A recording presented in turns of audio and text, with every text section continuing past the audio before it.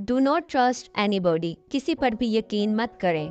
प्यारे बच्चों, ये कहानी है एक अमीर आदमी की जो अपने ऊंट के साथ जंगल में से गुजर रहा था। वो जंगल इंतहाई प्यारा था और बहुत घना था। बेशुमार जानवर थे।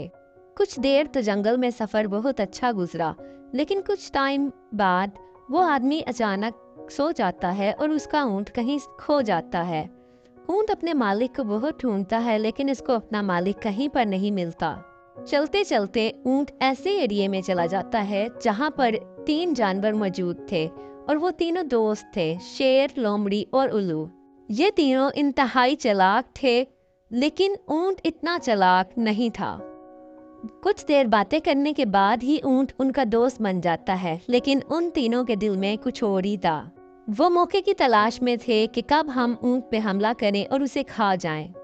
वो तीनों ऊंट को यकीन दिलाते हैं कि हम सब बहुत अच्छे दोस्त हैं, और ऊंट इनकी बातों का यकीन भी कर लेता है। इसी तरह टाइम गुजरता जाता है और एक दिन शेर अपने प्लान के मुताबिक इन तीनों को बुलाता है और उनको कहता है कि जाओ मेरे लिए खाना लेकर आओ।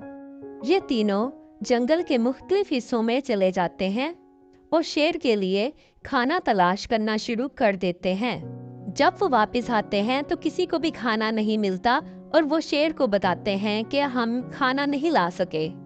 लोमड़ी कहती है कि हम खाना तो नहीं ला सके, लेकिन आप अपनी भूख मिटाने के लिए मुझे खा लें।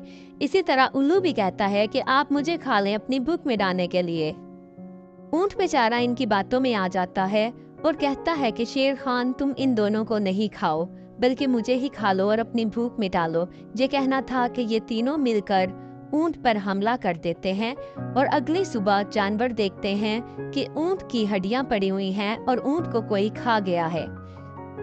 प्यारे बच्चों, इससे हमें ये बात समझ आती है कि हमें किसी पर भी आसानी से यकीन नहीं कर लेना चाहिए। किसी को भी ऐसे ही दोस्त नहीं बना लेना चाहिए, बल्कि सोच समझ कर दोस्ती करनी चाहिए।